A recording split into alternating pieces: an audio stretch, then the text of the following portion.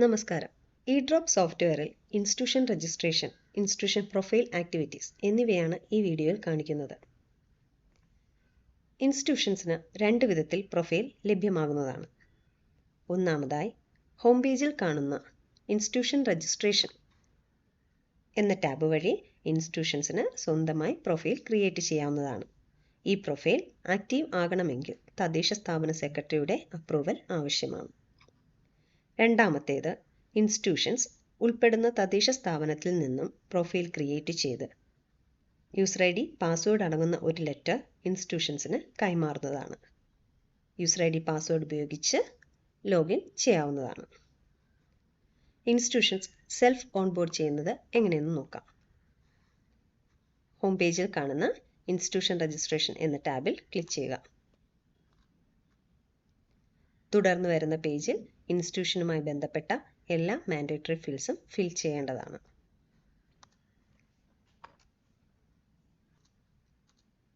എല്ലാ mandatory ഫീൽഡ്സും entry ചെയ്തതിന് ശേഷം പാസ്വേഡ് സെറ്റ് ചെയ്യേണ്ടതായിട്ടുണ്ട്. പാസ്വേഡിൻ്റെ ക്രൈറ്റീരിയ താഴെ കാണിക്കുന്നുണ്ട്. അതേ ഫോർമാറ്റിലായിരിക്കണം പാസ്വേഡ് ക്രിയേറ്റ് ചെയ്യാനായിട്ട്.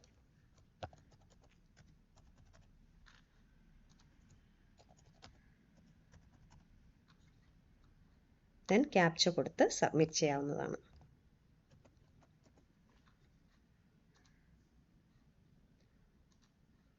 നെക്സ്റ്റ് പേജ് മൊബൈൽ നമ്പറിലേക്ക് ഒരു OTP ലഭ്യമാകുന്നതാണ്. വെരിഫൈ മൊബൈൽ കൊടുത്താൽ OTP എൻ്റർ ചെയ്ത് സബ്മിറ്റ് ചെയ്യാവുന്നതാണ്. പ്രൊസീഡ് ആൻഡ് വെരിഫൈ ലേറ്റർ എന്നാണെങ്കിൽ OTP വരത്തില്ല. വെരിഫൈ മൊബൈൽ കൊടുക്കുക.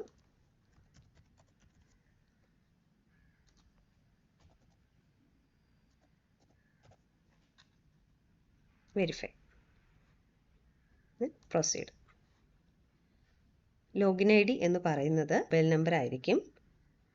അതോടൊപ്പം ഇൻസ്റ്റിറ്റ്യൂഷൻ്റെ ബേസിക് ഡീറ്റെയിൽസും ഡിസ്പ്ലേ ചെയ്ത് കാണിക്കുന്നതാണ്. രജിസ്ട്രേഷൻ സക്സസ്ഫുൾ എന്ന മെസ്സേജും കാണാൻ കഴിയുന്നതാണ്. Then login. ലോഗിൻ ചെയ്യുമ്പോൾ your account is awaiting approval എന്നൊരു മെസ്സേജ് കാണിക്കുന്നതാണ്. ലോക്കൽ ബോഡിയിൽ നിന്നും ഈ റിക്വസ്റ്റ് അപ്രൂവ് ചെയ്താൽ മാത്രമേ ലോഗിൻ ചെയ്യാൻ സാധിക്കുകയുള്ളൂ. ഇൻസ്റ്റിറ്റ്യൂഷൻ പ്രൊഫൈൽ ആക്ടിവിറ്റീസ് എങ്ങനെയാണെന്ന് നോക്കാം.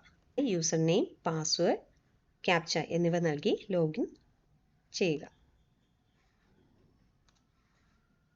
ഇതാണ് ഇൻസ്റ്റിറ്റ്യൂഷൻസിൻ്റെ പ്രൊഫൈൽ പേജ്. ഇൻസ്റ്റിറ്റ്യൂഷൻസിൻ്റെ first activity employee strength update ചെയ്യുക എന്നതാണ്. അതിനായി എലക്ഷൻ ടാബിനുള്ളിലെ മാനേജ് ഇൻസ്റ്റിറ്റ്യൂഷൻ സ്ട്രെങ്ത് എന്ന മെനു ക്ലിക്ക് ചെയ്യുക. ഡിഫോൾട്ടായിട്ട് ഇൻസ്റ്റിറ്റ്യൂഷൻ രജിസ്റ്റർ ചെയ്ത സമയത്ത് ഇൻസ്റ്റിറ്റ്യൂഷൻ സ്ട്രെങ്ത് 1 ആയിട്ടാണ് സെറ്റ് ചെയ്തിരുന്നത്. ഇൻസ്റ്റിറ്റ്യൂഷൻ്റെ ആക്ച്വൽ സ്ട്രെങ്ത് എത്രയാണോ അതിവിടെ അപ്ഡേറ്റ് ചെയ്യേണ്ടതാണ്. 2 കൊടുത്തു സബ്മിറ്റ് ചെയ്യുകയാണ്. സ്റ്റാഫ് സ്ട്രെങ്ത് 2 ആയി കാണിക്കുന്നുണ്ട്. ഇത് ഇൻസ്റ്റിറ്റ്യൂഷൻ അപ്ഡേഷൻ ചെയ്താൽ മാത്രമേ ബാക്കി ടാബ്സ് എനേബിളായി വരത്തുള്ളൂ.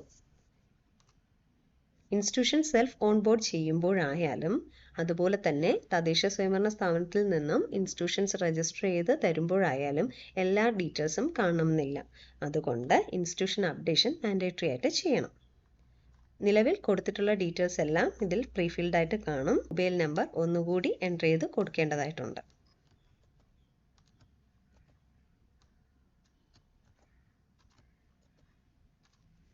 എല്ലാ ഫീൽഡും വെരിഫൈ ചെയ്തതിന് ശേഷം സബ്മിറ്റ് ക്ലിക്ക് ചെയ്യേണ്ടതാണ്. അപ്ഡേഷൻ സക്സസ്ഫുൾ ആയാൽ മാത്രമേ എംപ്ലോയി രജിസ്ട്രേഷനും ഇമ്പോർട്ട് ഫ്രം സ്പാർക്കും എനേബിളായി വരത്തുള്ളൂ. സ്റ്റാഫ് സ്ട്രെങ്തിനനുസരിച്ച് എംപ്ലോയി രജിസ്ട്രേഷൻ കംപ്ലീറ്റ് ആയാൽ മാത്രമേ ഫൈനൽ സബ്മിഷൻ ഈ മെനുവും എനേബിളായി വരത്തുള്ളൂ.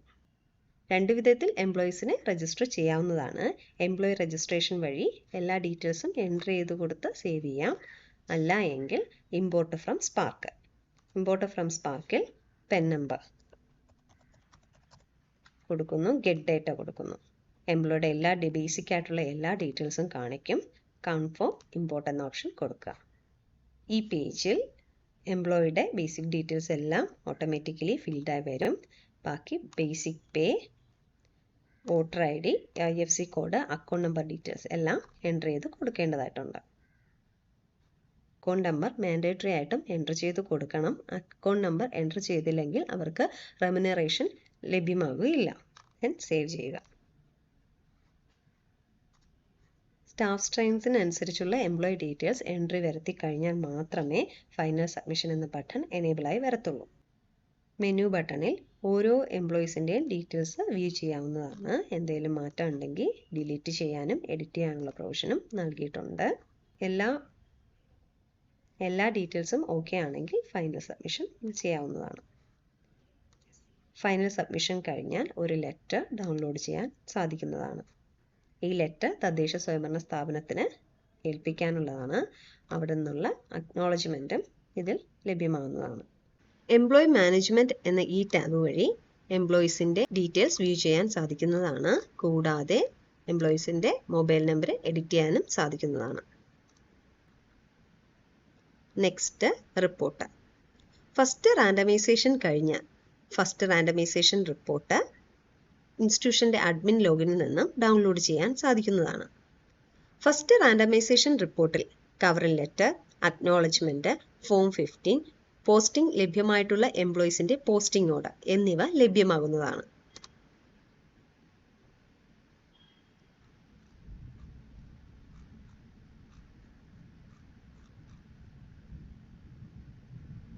പ്രിസൈഡിംഗ് ഓഫീസർക്കും ഫസ്റ്റ് പോളിംഗ് ഓഫീസർക്കും ട്രെയിനിങ് ഉണ്ട്. ആയതിനാൽ ട്രെയിനിങ്ങിൻ്റെ details, date, time, place of training എന്നിവ പോസ്റ്റിംഗ് ഓർഡറിൽ ഉണ്ടായിരിക്കുന്നതാണ്. എന്നാൽ പോളിംഗ് ഓഫീസേഴ്സിന് ട്രെയിനിങ് ഇല്ല. ആയതിനാൽ ട്രെയിനിങ്ങിൻ്റെ ഡീറ്റെയിൽസ് പോസ്റ്റിംഗ് ഓർഡറിൽ ഉണ്ടായിരിക്കുന്നതല്ല. ഫസ്റ്റ് റാൻഡമൈസേഷൻ കഴിഞ്ഞ് ഇൻസ്റ്റിറ്റ്യൂഷൻസിൽ നിന്നും ഡ്യൂട്ടി ലഭ്യമായിട്ടുള്ള എംപ്ലോയീസിന് പോസ്റ്റിംഗ് ഓർഡർ ഡൗൺലോഡ് ചെയ്ത് സെർവ് ചെയ്യേണ്ടതാണ്. ശേഷം ഫസ്റ്റ് ഓർഡർ സെർവ് എന്ന സ്റ്റാറ്റസ് അപ്ഡേറ്റ് ചെയ്യേണ്ടതാണ്.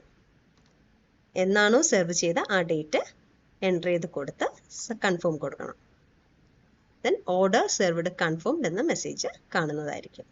Then second randomization. Second randomization കഴിഞ്ഞാൽ സെക്കൻഡ് റാൻഡമൈസേഷൻ്റെ റിപ്പോർട്ടും ഇൻസ്റ്റിറ്റ്യൂഷൻ്റെ അഡ്മിൻ ലോഗിൽ നിന്നും ഡൗൺലോഡ് ചെയ്തെടുക്കാവുന്നതാണ്. സെക്കൻഡ് റാൻഡമൈസേഷൻ റിപ്പോർട്ടിൽ കവറിംഗ് ലെറ്റർ, അക്നോളജ്മെൻറ്റ്, ഫോം 14 അല്ലെങ്കിൽ ഫൈനൽ പോസ്റ്റിംഗ് ഓർഡർ എന്നിവ ലഭ്യമാകുന്നതാണ്.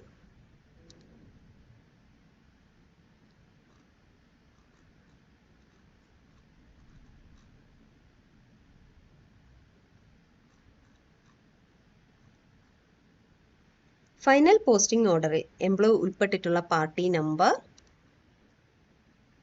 പാർട്ടി മെമ്പേഴ്സ്, ഡ്യൂട്ടി ചെയ്യേണ്ട polling station details, distribution and collection centres എന്നീ വിവരങ്ങൾ ഉണ്ടായിരിക്കുന്നതാണ്. ഫൈനൽ പോസ്റ്റിംഗ് ഓർഡർ ഇൻസ്റ്റിറ്റ്യൂഷൻസിലെ എല്ലാ എംപ്ലോയീസിനും സെർവ് ചെയ്യേണ്ടതാണ്. ശേഷം സെക്കൻഡ് ഓർഡർ സെർവ് എന്ന സ്റ്റാറ്റസും അപ്ഡേറ്റ് ചെയ്യേണ്ടതാണ്. ഓർഡർ സെർവ്ഡ് കൺഫേംഡ് എന്നൊരു മെസ്സേജ് സ്ക്രീനിൽ കാണിക്കുന്നതാണ്. Next drill down.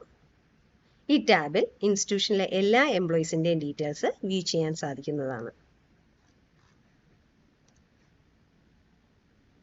ഹെൽപ്പ്, ഇത് യൂസർ മാനുവൽ ഉണ്ടായിരിക്കും. നോട്ടീസ്. ഈ ടാബിൽ SSCയിൽ നിന്നോ DEOയുടെ ഓഫീസിൽ നിന്നോ നൽകുന്ന അനൗൺസ്മെൻറ്റ്, നോട്ടിഫിക്കേഷൻ എന്നിവ ലഭ്യമാകുന്നതാണ്. ഇത്രയുമാണ് institution level activities. Thank you.